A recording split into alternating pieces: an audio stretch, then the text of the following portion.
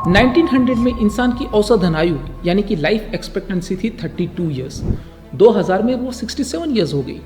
100 साल में हमारी औसतन आयु डबल से भी ज़्यादा हो गई। कैसे? वो मेडिकल साइंस की वजह से। इन्हीं 100 साल के दौरान हमने बीमारियों के बारे में जाना, बीमारियों की ट्रीटमेंट खोजी, वैक्सीन की भी खोज हुई, सर्जिकल और ऑर्थोपेडिक टेक्निक्स के अंदर भी बहुत सारे एडवांसमेंट हुए, मेडिकल साइंस बहुत आगे बढ़ा। इसी वजह से 100 साल में हमारी लाइफ एक्सपेक्टेंसी डबल से भी ज़्यादा हो गई। ये ज़्यादातर खोजें गोरे और वेस्टर्न कंट्री के डॉक्टर्स ने ही की थी। कुछ इंडियंस ने भी बहुत इंपॉर्टेंट खोज की थी, तो आज के वीडियो में हम उनके बारे में ही जानेंगे। 1900 के दशक में इंडिया में काला आजार यानी कि लेशमेनियासिस बहुत कॉमन था।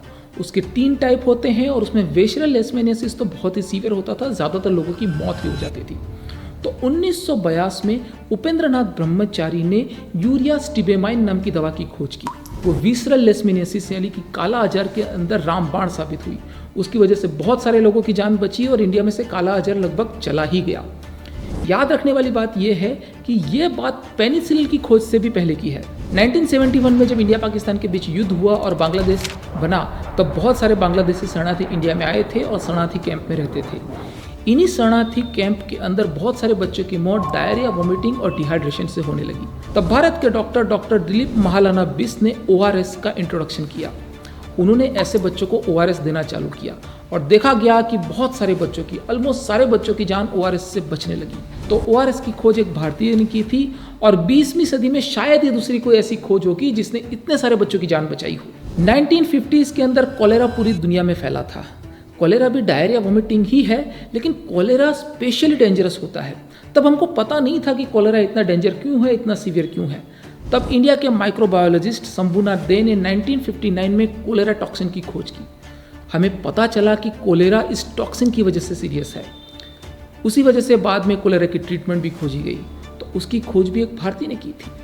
बहुत सारी औरतों में डिलीवरी पूरे महीने तक चलती नहीं है, बच्चा पहले ही बाहर आ जाता है, जिसे प्रीमैच्योर डिलीवरी कहते हैं। बच्चा बहुत छोटा होता है तो कई बार बचता भी नहीं है। ऐसा इसलिए होता है कि बच्चा माँ की थैली में होता है, जिसे यूट्रस बोलते हैं। पर जब बच्चे की साइज बढ़ती है तो वजन की वजह से बच्चा नीचे आ जाता है और वो नीचे आके बाहर इसलिए निकल जाता है कि वो जो यूट्रस का जो मुंह होता है वो बहुत ढीला हो गया होता है। उसकी वजह से बच्चा बाहर निकल जाता है।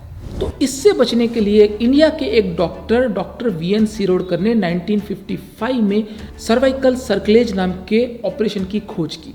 उससे हो यह गया कि हमने जो वो छोटा हिस्सा जो खुल जाता था उसको बंद करना चालू किया, तो बच्चा बाहर नहीं आता था और प्रेगनेंसी टर्म तक जाती थी, तो बच्चे के बचने के चांसेस भी बढ़ जाते थे।